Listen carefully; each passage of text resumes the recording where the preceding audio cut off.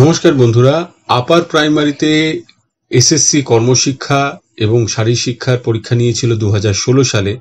2016 সালের কেবলমাত্র এই দুটি সাবজেক্টের রিক্রুটমেন্ট যেটা হয়েছিল সেটা এখনো পর্যন্ত বৈধ।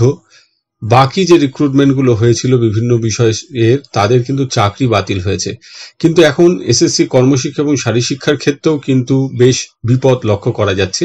আজকে অনারেবল জাস্টিস বিশ্বজিৎ বসুর এজলাসে যে অভিযোগটা উঠে এসছে সেটা হচ্ছে এই দুটি সাবজেক্টের চাকরির ক্ষেত্রেও কিন্তু চাকরিগুলো নাকি বিক্রি করা হয়েছে। এখন সিবিআই ইনভেস্টিগেশন হয়েছিল, তারা চার্জশিট পেশ করেছে, তারা ঠিক কোন তথ্যের ভিত্তিতে এরকম সিদ্ধান্তে এসছে সেটা কিন্তু বিচারপতি বিশ্বজিৎ বসু সিবিআই এর অবস্থানটা জানাতে বলেছে।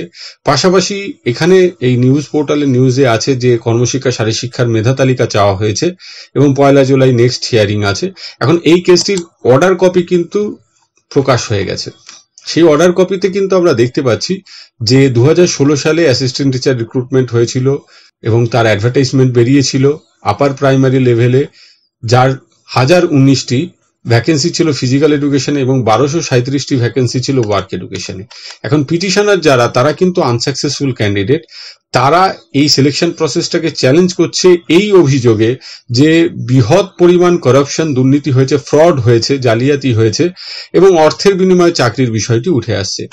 এখন সিবিআইকে যেমন তাদের কোন রেকর্ডের ভিত্তিতে ঠিক কি ডকুমেন্টস তাদের কাছে আছে যার ভিত্তিতে তারা এরকম একটা চার্জশিট পেশ করেছে সেটা ভার্বালি বিচারপতি বলেছেন, কিন্তু এই অর্ডার কপিতে সেরকম কিছু কিন্তু দেখা যাচ্ছে না। যেটা দেখা যাচ্ছে সেটা হচ্ছে শুধুমাত্র ওয়ার্ক এডুকেশন সাবজেক্টের, যদিও এই রিট পিটিশনটা মনে হচ্ছে সম্ভবত শুধু ওয়ার্ক এডুকেশনের, তো ওয়ার্ক এডুকেশন সাবজেক্টের যে মেধা তালিকা, মেরিট লিস্ট, সেটা কোর্টে নেক্সট হিয়ারিং অর্থাৎ 1 জুলাই 2025 দুপুর 2টোর সময় আছে। সেই সময় কিন্তু কমিশনকে অর্থাৎ স্কুল সার্ভিস কমিশনকে জমা দিতে হবে।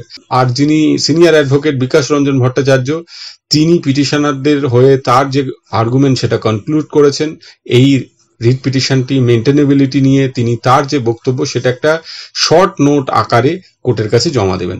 এখন অনেকে ভাবছিলেন যে সুপ্রিম কোর্টে যেহেতু ক্যাবিনেটের এগেনস্টে সিবিআই ইনভেস্টিগেশন সুপ্রিম কোর্ট বাতিল করেছে, ক্যাবিনেটের ডিসিশনের এগেনস্টে ক্যাবিনেট ডিসিশন নিয়েছে বলে তাদের এগেনস্টে এনকোয়ারি করা যায় না, এরকমই মত ছিল সুপ্রিম কোর্টের। কিন্তু যে ডিসিশনটা নেওয়া হয়েছে সেটা সঠিক কিনা সেইটার উপর কিন্তু কেস চলতেই পারে এবং হাইকোর্টে সেই গ্রাউন্ডেই কেস চলছে।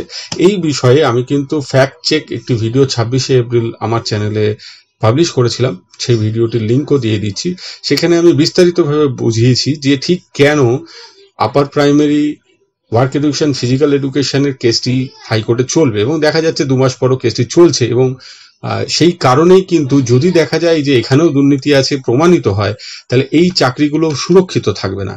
এটাই দেখা যাচ্ছে যে সেটা কিন্তু সেই বিপদটা রয়ে গেছে এখনো পর্যন্ত। তো আপনাদের সামনে এইটুকুই আজকে। সকলে ভালো থাকবেন, সুস্থ থাকবেন, ধন্যবাদ।